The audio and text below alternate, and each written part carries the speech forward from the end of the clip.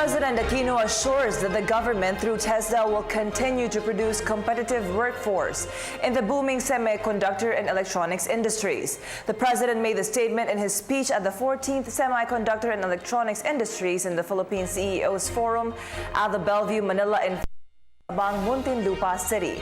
In the same occasion, the president reiterated that corruption in government is not tolerated under his administration. He stressed that even his allies are not exempt from the law. More from Ignacio.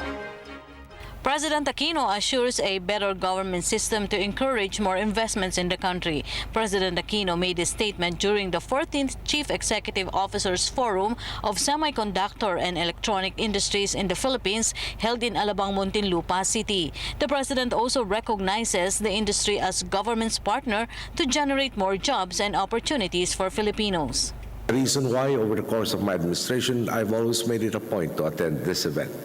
You have been very able partners in reviving not just the manufacturing sector, but the Philippine economy at large, and consequently in empowering the Filipino people.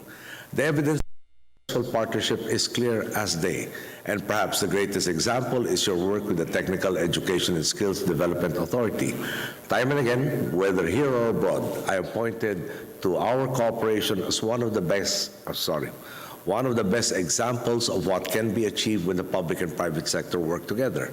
Last year, I spoke about how TESDA graduated 1,994 scholars for work in your industry, 96% of whom found employment.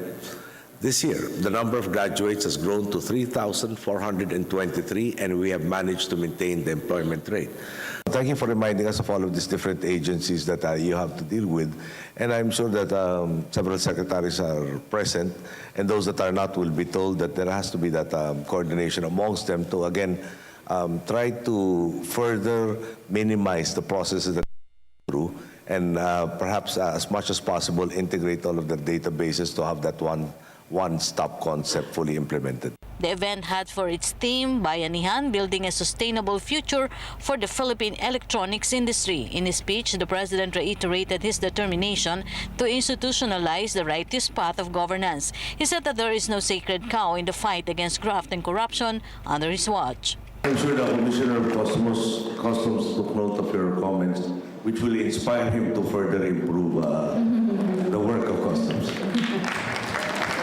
The president wants that good governance will remain beyond his term. There was a second group that said, why weren't they aware of all of the developments that have been happening in the country, that they have been, in effect, late in joining the bandwagon and joining us in the growth and the profitability. And there was a third group that said something similar, that they should have been here at the start of our administration and have been reaping the profits by this point in time. Meanwhile, President Aquino directed DILG Secretary Melsen and Sarmiento to find solution on the regulation of chemicals by the PNP that allegedly affect the export performance of the industry. The president explained that the PNP is just being careful to ensure that chemicals could not be used for terrorism. The Secretary of Interior and Local Government tells me that he has already told the Chief of the Philippine National Police to extend these permits.